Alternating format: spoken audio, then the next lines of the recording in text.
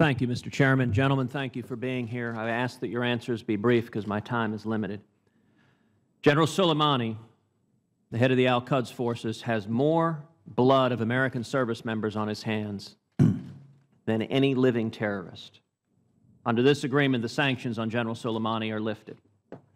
Now, Secretary Kerry said to the families of those men and women who gave their lives, who were killed by General Soleimani, we should apologize.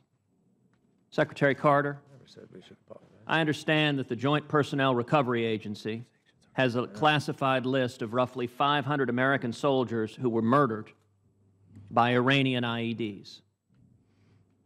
I would ask Secretary Carter, so that we can do what Secretary Kerry suggested, that the Defense Department release that list to every member of this committee, declassify that list, and release it directly to the service members' families who were murdered by General Soleimani.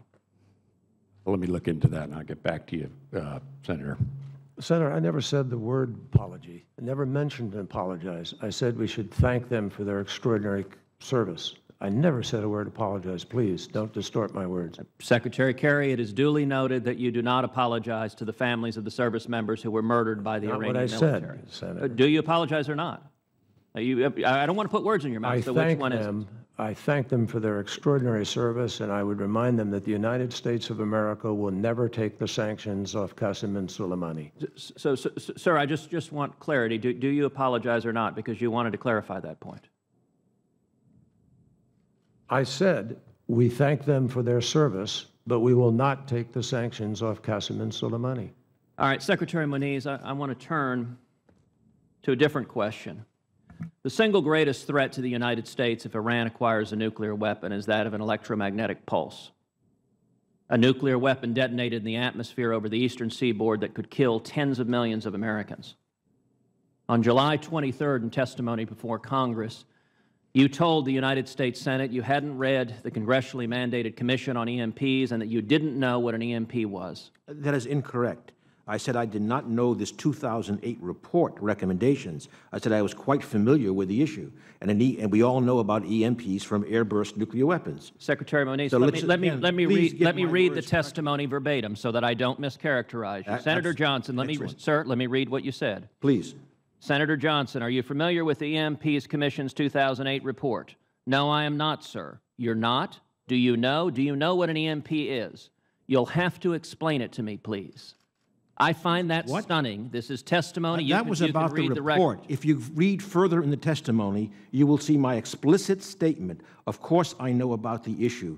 I happen to know something about nuclear weapons. I know about EMPs. I know about various actions. Do you agree that an EMP detonated by Iran in the atmosphere could kill tens of millions of Americans? An EMP detonated by anyone, obviously, is a very potent weapon. It could kill tens of millions of Americans? Do you agree with that? That would depend, obviously, on the specifics of But do you agree that it could? It depends upon the specifics. These are highly Does that mean yes, it could? I said it is highly variable in its impact. You're refusing to answer the question. Secretary Carter, is it correct that Iran is the leading state sponsor of terrorism in the world?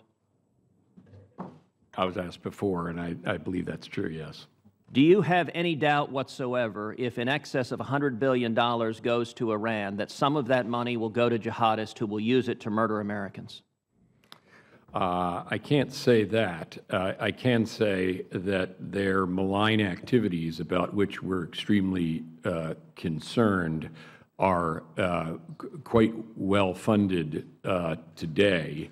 Okay. And it's but those finally, malign because I just have a activities second and left, the rest of their conduct that makes it so important that they not also have a nuclear weapon.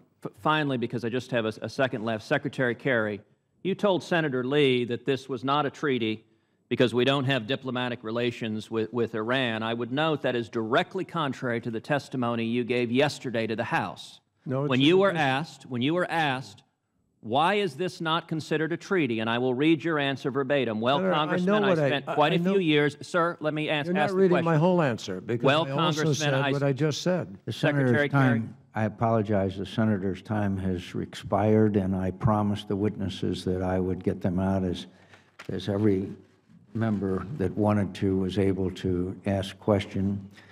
I want to tell the witnesses I appreciate their patience. I know it's been a very long morning for them. I also know that they appreciate the gravity of this issue and the importance of allowing every member of the committee to at least ask questions and be informed by your testimony. So